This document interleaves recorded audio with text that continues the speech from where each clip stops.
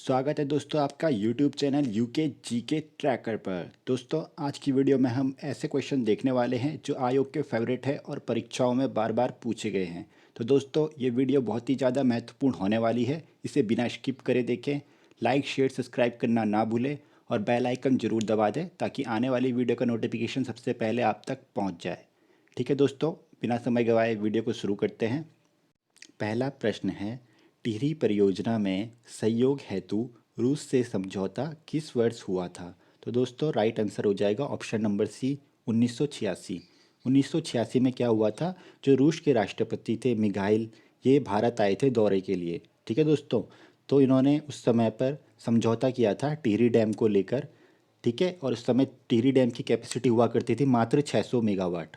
ठीक है दोस्तों, समझौता के बाद इसकी कैपेसिटी को बढ़ाकर कितना कर दिया गया, 2400 मेगावाट, जो वर्तमान में चल रही है। ये आपको याद रखना है। उत्तराखंड को 12% रॉयल्टी में यहाँ पर बिजली मिलती है फ्री में, 12% याद रखना है आपको।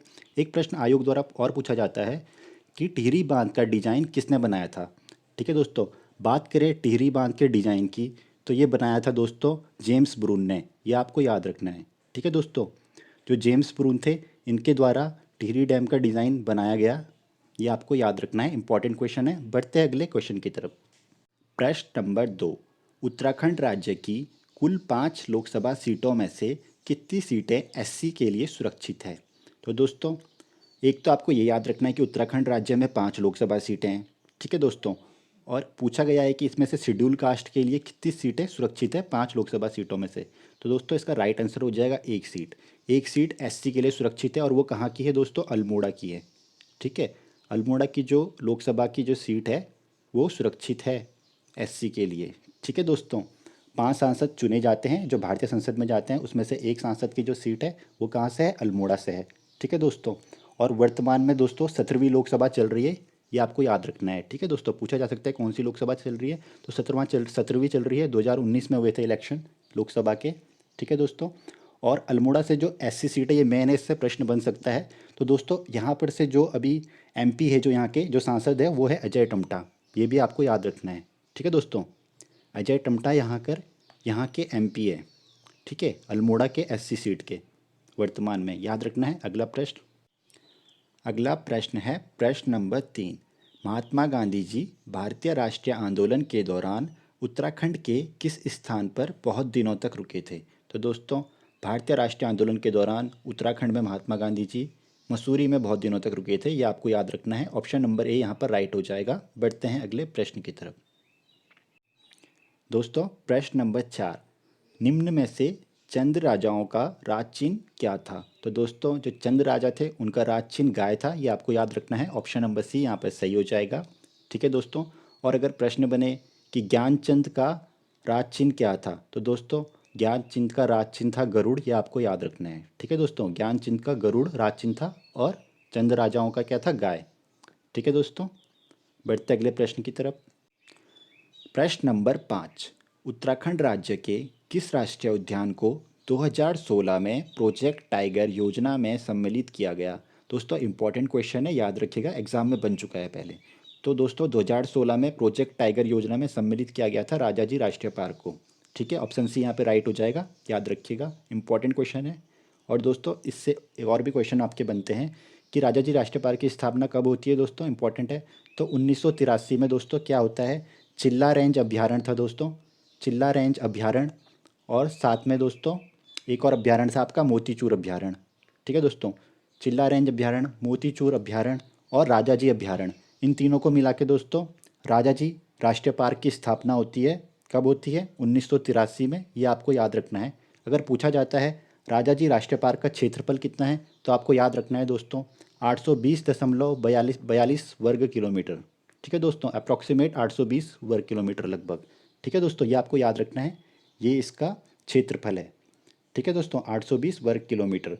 और अगर पूछा जाए जो राजाजी राष्ट्रीय पार्क है, इसके अंदर कौन कौन से ज़िले आते हैं, तो दोस्तों 3 जिलों में ये बटा हुआ है, फैला हुआ है। ठीक है दोस्तों, कौन कौन से? एक हो गया आपका देहरादून, देहरादून जिला, हरिद्वार जिला, ठीक है दोस्तों, और पौड़ी जिला। ठीक है दोस्तों, पौड़ी गढ़वाल आपका, हरिद्वार और देहरादून, इन तीनों में फैला हुआ है राजाजी राष्ट्रीय पार्क। ठीक है दोस्तों, बढ़ते अगले क्वेश्चन की तरफ। प्रश्न नंबर 6, निम्नलिखित में से एक फूलों की घाटी का नाम नहीं है। तो दोस्तों इसका राइट आंसर है शांत घाटी। शांत घाटी नाम से नहीं जाना जाता है फूलों की घाटी को, बैकुंठ नाम से जाना जाता है, फ्रैंक स्मिथ घाटी से जाना जाता है और अलका नाम से भी जाना जाता है। ठीक है दोस्तों, बात करें अगर फ्रैंक स्मिथ की, तो दोस्तों फ्रैंक स्मिथ द्वारा ही फूलों की घाटी की खोज करी गई थी। कब करी गई थी? 1931 में करी गई थी। ठीक है दोस्तों, ये आपको याद रखना है, क्वेश्चन बनता है फ्रैंक स्मिथ ने फूलों की घाटी की खोज कब करी थी? तो 1931 में करी थी। ठीक है दोस्तों, बात करें अगर अलका की, तो दोस्तों कालिदास की एक प्रसिद्ध रचना है मेघदूत। ठीक है, याद रखना है आपको, मेघदूत किसकी रचना है? कालिदास की रचना है। और दोस्तों अपनी इसी मेघदूत रचना में इन्होंने फूलों की घाटी को अलका नाम से संबोधित किया है, यानी इन्होंने फूलों की घाटी को अलका नाम दिया है मेघदूत रचना में। किसने? कालिदास ने। ठीक है दोस्तों, याद रखिएगा। और फूलों की घाटी से आपके और भी क्वेश्चन बनते हैं। दोस्तों फूलों की घाटी से एक प्रश्न ये भी पूछा जाता है कि फूलों की घाटी का क्षेत्रफल कितना है? तो दोस्तों इसका क्षेत्रफल है 87.50 वर्ग किलोमीटर। ये आपको याद रखना है। ठीक है दोस्तों, 87.50 वर्ग किलोमीटर फूलों की घाटी का क्षेत्रफल है। ठीक है दोस्तों, पूछा जाए अगर कौन से जनपद में है, तो चमोली जनपद में है फूलों की घाटी, याद रखिएगा। ठीक है दोस्तों, एक प्रश्न इससे बनता है कि फूलों की घाटी को राष्ट्रीय उद्यान कब घोषित किया गया था? ठीक है दोस्तों, तो फूलों की घाटी को राष्ट्रीय उद्यान घोषित किया गया था सन 1982 में। याद रखना है आपको, 1982 में फूलों की घाटी को राष्ट्रीय उद्यान घोषित किया गया। ठीक है दोस्तों, एक प्रश्न बनता है कि फूलों की घाटी को विश्व विरासत की सूची में कब जोड़ा गया? तो फूलों की घाटी को विश्व विरासत की सूची में दोस्तों जोड़ा गया था सन 2005 में। याद रखना है आपको, 2005 में विश्व विरासत की सूची में जोड़ा जाता है फूलों की घाटी को। ठीक है, एक इम्पॉर्टेंट प्रश्न और बनता है कि फूलों की घाटी किन पर्वतों के बीच में स्थित है? तो दोस्तों नर पर्वत और गंधमादन पर्वत के बीच में है फूलों की घाटी, ये आपको याद रखना है। ठीक है दोस्तों, नर और गंधमादन पर्वत के बीच में फूलों की घाटी स्थित है। ठीक है दोस्तों, और अगर पूछा जाए कि यहाँ पर से कौन सी नदी बहती है, तो इसके पास एक नदी बहती है जिसको पुष्पावती कहते हैं। याद रखिएगा, इम्पॉर्टेंट है। ठीक है दोस्तों, और यहाँ पर पूछा जाता है कि कौन से दो ताल है जो फूलों की घाटी के पास में है?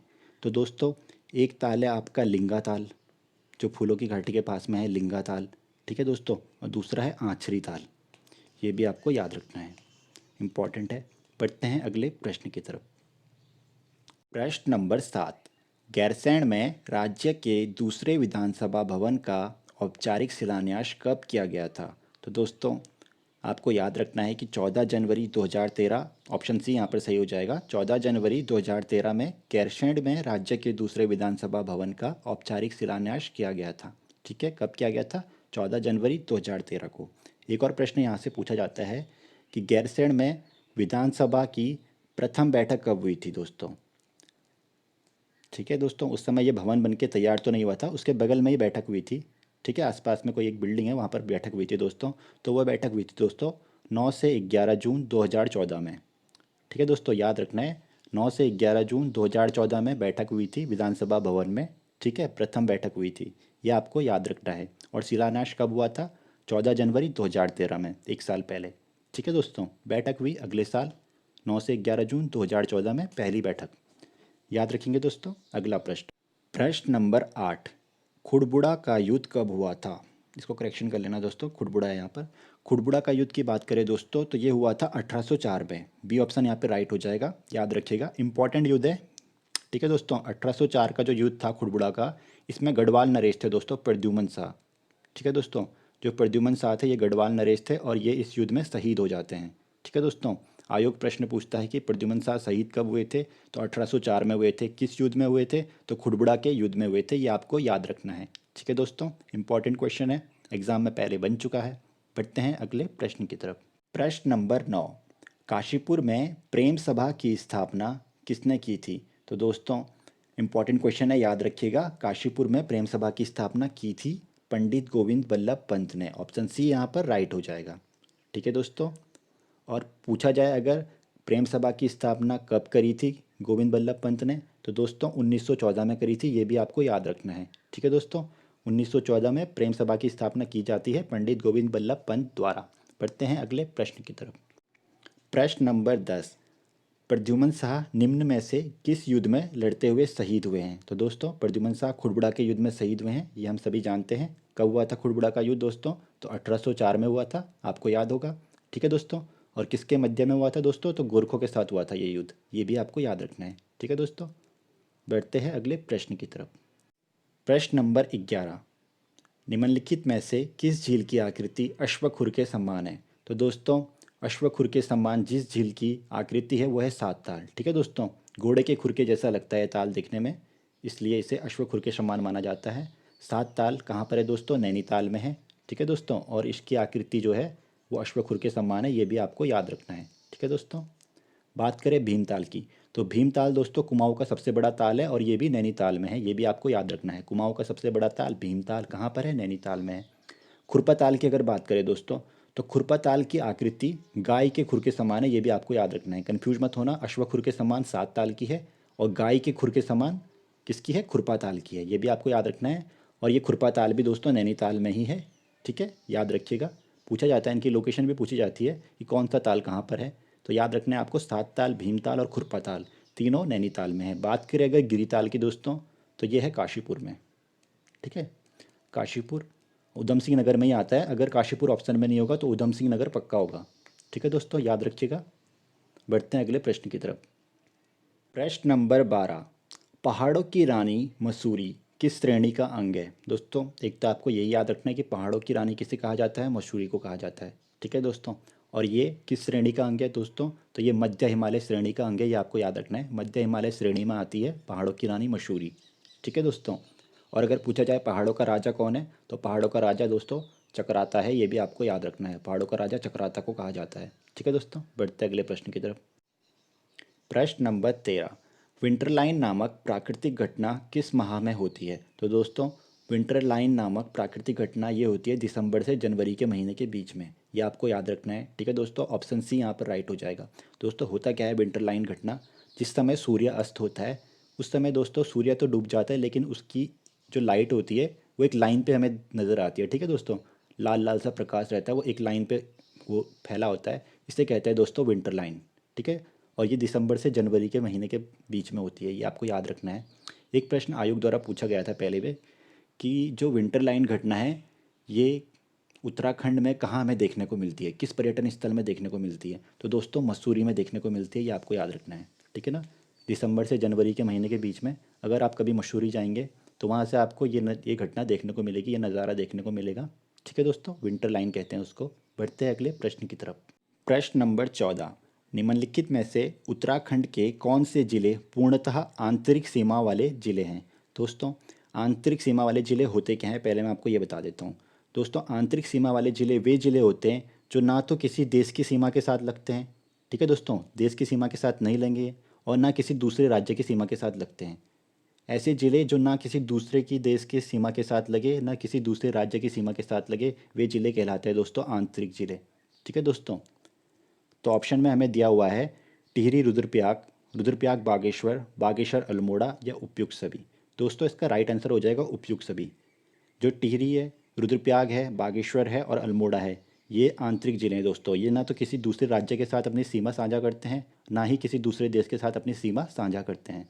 ठीक है दोस्तों। तो यहाँ पर ऑप्शन डी राइट हो जाएगा। बढ़ते हैं अगले प्रश्न की तरफ। प्रश्न नंबर 15, उत्तराखंड राज्य के किस जिले में प्राकृतिक झीलों की संख्या सर्वाधिक है?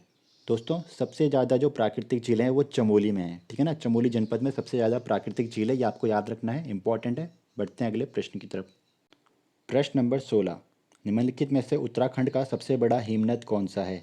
मिलम, गंगोत्री, कपनी, सुंदरडूंगा। तो दोस्तों राइट आंसर हो जाएगा ऑप्शन नंबर सी, गंगोत्री। ठीक है, उत्तराखंड का सबसे बड़ा हिमनद। ठीक है, बढ़ते हैं अगले प्रश्न की तरफ। प्रश्न नंबर 17, अलकनंदा नदी का उद्गम स्थल है? तो दोस्तों अलकनंदा नदी कहाँ से निकलती है? ये निकलती है सतोपंथ हिमनद से, ये आपको याद रखना है। ऑप्शन सी यहाँ पर राइट हो जाएगा। बढ़ते हैं अगले प्रश्न की तरफ। प्रश्न नंबर 18, अल्मोड़ा में डिबेटिंग क्लब की स्थापना कब की गई थी? तो दोस्तों अल्मोड़ा में डिबेटिंग क्लब की स्थापना 1870 में की गई थी, ये आपको याद रखना है। ठीक है दोस्तों। 1870 के बाद क्या होता है दोस्तों, 1871 में यही डिबेटिंग क्लब एक अखबार निकालता है जिसे कहते हैं दोस्तों अल्मोड़ा अखबार। ठीक है दोस्तों। अल्मोड़ा अखबार किसके द्वारा निकाला गया? तो अल्मोड़ा डिबेटिंग क्लब द्वारा ही निकाला गया। कब निकाला गया दोस्तों? तो 1871 में निकाला गया। 1870 में डिबेटिंग क्लब की स्थापना अल्मोड़ा में, और 1871 में अल्मोड़ा डिबेटिंग क्लब द्वारा अखबार निकाला जाता है, अल्मोड़ा अखबार। ठीक है दोस्तों। प्रश्न पूछा जाता है कि अल्मोड़ा अखबार किसकी सलाह पर निकाला गया? तो दोस्तों विलियम मूर की सलाह पर निकाला गया था अल्मोड़ा डिबेटिंग क्लब द्वारा अल्मोड़ा अखबार। ये आपको याद रखना है। ठीक है दोस्तों, विलियम मूर की सलाह पर, यह आपको याद रखना है। ठीक है दोस्तों। और एक प्रश्न बनता है दोस्तों कि अल्मोड़ा अखबार के प्रथम संपादक कौन थे? तो दोस्तों बुद्धि बल्लभ पंत इसके प्रथम संपादक थे, ये भी आपको याद रखना है। ठीक है दोस्तों, बुद्धि बल्लभ पंत अल्मोड़ा अखबार के प्रथम संपादक थे। ठीक है दोस्तों, कब बने थे ये? 1871 में। ठीक है। और एक प्रश्न बनता है कि अल्मोड़ा अखबार के अंतिम कौन थे, अंतिम संपादक कौन थे? ठीक है दोस्तों, तो जो अंतिम संपादक थे दोस्तों वो थे बद्रीदत्त पांडे, जिन्हें कुमाऊं केसरी भी कहा जाता है, आप जानते हैं। ठीक है दोस्तों, बद्रीदत्त पांडे को कहा जाता है कुमाऊं केसरी, और यही इसके अंतिम संपादक थे अल्मोड़ा अखबार के। ठीक है दोस्तों, कब बने थे? तो 1913 में बने थे ये संपादक अल्मोड़ा अखबार के। कब तक रहे? तो 1918 तक रहे थे। आपको याद रखना है, अंतिम संपादक अल्मोड़ा अखबार के बद्रीदत्त पांडे कब तक रहे? 1913 से लेकर 1918 तक। प्रथम कौन थे? प्रथम थे आपके बुद्धि बल्लभ पंत। ठीक है दोस्तों। और 1918 में दोस्तों ये अल्मोड़ा अखबार बंद हो जाता है। क्यों हो जाता है? क्योंकि बद्रीदत्त पांडे दोस्तों अभद्र टिप्पणी कर देते हैं अल्मोड़ा अखबार में। किसके खिलाफ? उस समय जो डिप्टी कमिश्नर थे लोमर्स।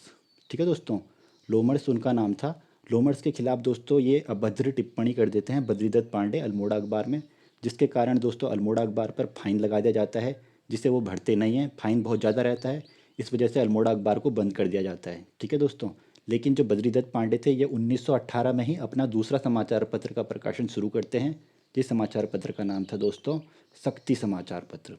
ये भी आपको याद रखना है, इसके ऊपर भी क्वेश्चन बनता है कि शक्ति समाचार पत्र का प्रकाशन कब हुआ?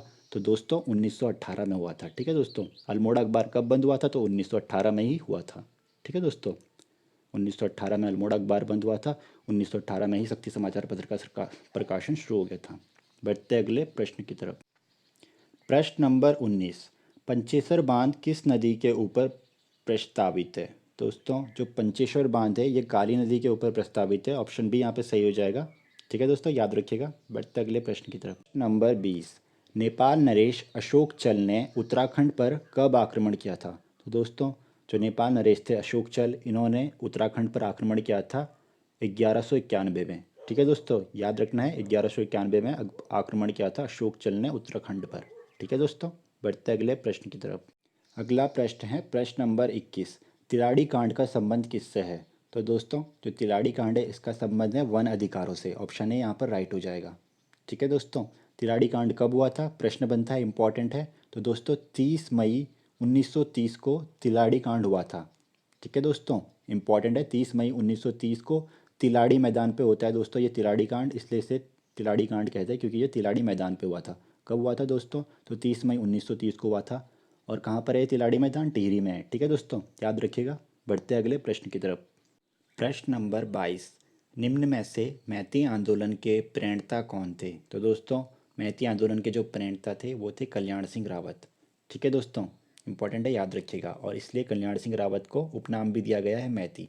ठीक है दोस्तों, मैती नाम से भी जाना जाता है कल्याण सिंह रावत को, याद रखिएगा। इंपॉर्टेंट है, परीक्षा में देखने को मिल सकता है। बढ़ते हैं अगले प्रश्न की तरफ। प्रश्न नंबर 23, निम्न में से उत्तराखंड के किस क्षेत्र को कुमाऊं का बारदोली कहा जाता है? तो दोस्तों कुमाऊं का बारदोली सल्ट क्षेत्र को कहा जाता है। ऑप्शन बी यहाँ पे राइट हो जाएगा, याद रखना। ठीक है दोस्तों, तो सल्ट को कुमाऊं का बारदोली किसने कहा था? ये भी प्रश्न बनता है दोस्तों। तो महात्मा गांधी ने कहा था, ये भी आपको याद रखना है। ठीक है दोस्तों, महात्मा गांधी द्वारा कहा गया सल्ट को कुमाऊं का बारदोली। ठीक है दोस्तों, अगला प्रश्न। प्रश्न नंबर 24, उत्तराखंड राज्य में जिरेनियम की खेती की जाती है, निम्नलिखित में से जिरेनियम का प्रमुख उत्पाद है? दोस्तों जिरेनियम से जो प्रोडक्ट बनता है, जो उत्पाद बनता है वो है सुगंधित तेल। ऑप्शन सी यहाँ पर राइट हो जाएगा।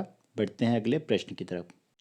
प्रश्न नंबर 25, अस्कोट वन्यजीव सेंचुरी उत्तराखंड के किस जिले में स्थित है? तो दोस्तों अस्कोट वन्यजीव सेंचुरी पिथौरागढ़ जिले में स्थित है, ये आपको याद रखना है। ऑप्शन डी यहाँ पे सही हो जाएगा। बढ़ते हैं अगले प्रश्न की तरफ। प्रश्न नंबर 26, पिरान कलियर निम्न में से किस स्थान में है? तो दोस्तों जो पिरान कलियर है ये रुड़की के नज़दीक स्थित है। ऑप्शन सी यहाँ पर राइट हो जाएगा। ठीक है दोस्तों, पिरान कलियर प्रसिद्ध क्यों है दोस्तों? क्योंकि यहाँ पर दोस्तों एक लोकप्रिय दरगाह है हजरत साबिर की। ठीक है दोस्तों, इससे पहले क्वेश्चन बन चुका है कि हजरत साबिर की दरगाह कहाँ पर है। ठीक है दोस्तों, तो कहाँ पर है? रुड़की में है, पिरान कलियर में, ये आपको याद रखना है। ठीक है दोस्तों, रुड़की के नज़दीक पिरान कलियर है जहाँ पर हजरत साबिर की दरगाह है। बढ़ते हैं अगले प्रश्न की तरफ। प्रश्न नंबर 27, भारतीय सुदूर संवेदी संस्थान उत्तराखंड के किस शहर में है? तो दोस्तों भारतीय सुदूर संवेदी संस्थान देहरादून में स्थित है, उत्तराखंड में, याद रखना। ठीक है दोस्तों, ऑप्शन सी यहाँ पर राइट हो जाएगा। बढ़ते हैं अगले प्रश्न की तरफ। प्रश्न नंबर 28, महाकाली शक्तिपीठ उत्तराखंड के किस जिले में स्थित है? दोस्तों जो महाकाली शक्तिपीठ है ये पिथौरागढ़ जिले में स्थित है, ये आपको याद रखना है। ऑप्शन ए यहाँ पे राइट हो जाएगा। बढ़ते हैं अगले प्रश्न की तरफ। प्रश्न नंबर 29, निम्नलिखित में से कौन सा स्थान देहरादून जनपद में है? मालसील डियर पार्क बिल्कुल देहरादून में है, टाइगर फॉल देहरादून में है, लच्छीवाला देहरादून में है। तो दोस्तों ऑप्शन डी यहाँ पे राइट हो जाएगा, उपयुक्त सभी। ठीक है दोस्तों, ये सबके सब देहरादून में है, Malsi deer park, tiger fall और लच्छीवाला। बढ़ते अगले प्रश्न की तरफ। प्रश्न नंबर 30, महाशु देवता की पूजा उत्तराखंड के किस जनपद में की जाती है? तो दोस्तों महाशु देवता की पूजा की जाती है देहरादून में। ठीक है दोस्तों, चक्राता के पास दोस्तों एक गांव है हनोल गांव, जहां पर महाशु देवता का टेम्पल है। ठीक है दोस्तों, और भगवान शिव के रूप में इसकी पूजा की जाती है। कहाँ पर है इनका टेम्पल दोस्तों? हनोल में, ये आपको याद रखना है। ठीक है दोस्तों, और चक्राता के पास में है ये। ठीक है, बढ़ते अगले प्रश्न की तरफ।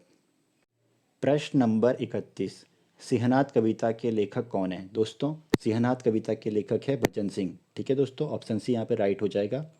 इंपॉर्टेंट है, याद रखिएगा, आयोग के फेवरेट है दोस्तों भजन सिंह, तो इसका ऑप्शन सी यहाँ पे राइट हो जाएगा। सिंहनाथ कविता भजन सिंह द्वारा रची गई है। ठीक है दोस्तों, अगला प्रश्न। प्रश्न नंबर 32, लिंगानुपात की दृष्टि से उत्तराखंड का भारत में कौन सा स्थान है? दोस्तों अगर लिंगानुपात की दृष्टि से देखा जाए तो उत्तराखंड का भारत में 13वां स्थान है। ठीक है दोस्तों, ऑप्शन ए यहाँ पे राइट हो जाएगा। चलिए देखते हैं अगला प्रश्न। प्रश्न नंबर 33, निम्नलिखित में से जौनसारी संगीत के जनक कौन है? दोस्तों इसका राइट आंसर हो जाएगा नंदलाल भारती। ठीक है दोस्तों, नंदलाल भारती जौनसारी संगीत के जनक है, ये आपको याद रखना है। पहले क्वेश्चन बन चुका है एक बार, तो याद रखिएगा। बढ़ते हैं अगले प्रश्न की तरफ। प्रश्न नंबर 34, निम्नलिखित में से कौन सा कथन सुमेलित नहीं है? एक तरफ रचना दी हुई है, दूसरी तरफ रचनाकार।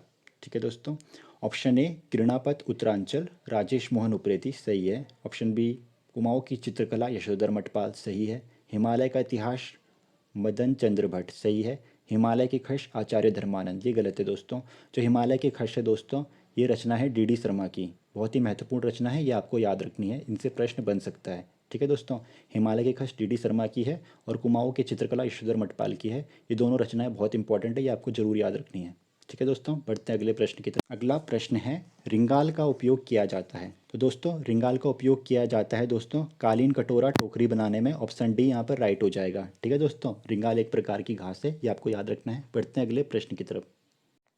प्रश्न नंबर 36, निम्नलिखित में से उत्तराखंड के किस रेल पथ का निर्माण 1884 में किया गया था? तो दोस्तों 1884 में किच्छा काठगोदाम का जो रेल पथ है इसका निर्माण किया गया था, ये आपको याद रखना है। ठीक है दोस्तों, ऑप्शन डी यहाँ पर राइट हो जाएगा। एक प्रश्न आपका बनता है दोस्तों कि लक्सर जंक्शन को हरिद्वार से कब जोड़ा गया? ठीक है दोस्तों, जो लक्सर जंक्शन है दोस्तों इसको जोड़ा गया था हरिद्वार के साथ। कब जोड़ा गया था दोस्तों? ये जोड़ा गया था 1 जनवरी 1896 में, आपको याद रखना है। ठीक है दोस्तों, 1 जनवरी 1896 में लक्सर को हरिद्वार जंक्शन के साथ जोड़ा गया था। ठीक है दोस्तों, और एक प्रश्न और बनता है आपका कि हरिद्वार को देहरादून के साथ कब जोड़ा गया? ठीक है दोस्तों, तो हरिद्वार को देहरादून के साथ जोड़ा गया था 1900 में। ठीक है दोस्तों, ये भी इंपॉर्टेंट है। बढ़ते हैं अगले प्रश्न की तरफ। प्रश्न नंबर 37, निम्नलिखित में से कौन सा नगर राष्ट्रीय राजमार्ग संख्या 108 पर नहीं है? Option A Dharasu, B Maneri, C Harsil, D Gangani. तो दोस्तों जो गंगानी है ये राष्ट्रीय मार्ग संख्या 108 पर नहीं है, धराशु, हरसिल और मनेरी तीनों हैं, तो ऑप्शन डी यहाँ पर राइट हो जाएगा। प्रश्न नंबर 38, नैनी सैनी हवाई पट्टी उत्तराखंड के किस जनपद में स्थित है? तो दोस्तों जो नैनी सैनी हवाई पट्टी है ये पिथौरागढ़ जिले में स्थित है, आपको याद रखना है। ऑप्शन बी यहाँ पे राइट हो जाएगा। प्रश्न नंबर 39, राज्य योजना आयोग का गठन कब हुआ था? तो दोस्तों राज्य योजना आयोग का गठन 31 मार्च 2001 को हुआ था। ऑप्शन डी यहाँ पर सही हो जाएगा। ठीक है दोस्तों, 31 मार्च 2001 को राज्य योजना आयोग का गठन हुआ था। बात करें 9 नवंबर 2000 की, तो आपको याद होगा 9 नवंबर 2000 को क्या हुआ था दोस्तों, उत्तराखंड राज्य अस्तित्व में आया था। ठीक है दोस्तों। दोस्तों आज का आखिरी प्रश्न, प्रश्न नंबर 40। उत्तराखंड सरकार ने औद्योगिक विकास को गति प्रदान करने के लिए किस वर्ष तक का विजन प्लान तैयार किया था? तो दोस्तों वर्ष 2020 तक का विजन प्लान तैयार किया था उत्तराखंड सरकार ने औद्योगिक विकास को गति प्रदान करने के लिए। ठीक है, आपको याद रखना है, परीक्षा में रिपीट हो सकता है। ठीक है दोस्तों। तो दोस्तों ये थे आज के महत्वपूर्ण 40 प्रश्न। आशा है कि आपको वीडियो पसंद आई होगी। दोस्तों वीडियो को लाइक एंड शेयर करना ना भूलें और बेल आइकन ज़रूर दबा दें ताकि आपको नोटिफिकेशन सबसे पहले मिल जाए। ठीक है दोस्तों, मिलते हैं जल्दी ही अपनी नेक्स्ट वीडियो में। तब तक के लिए बाय बाय, टेक केयर।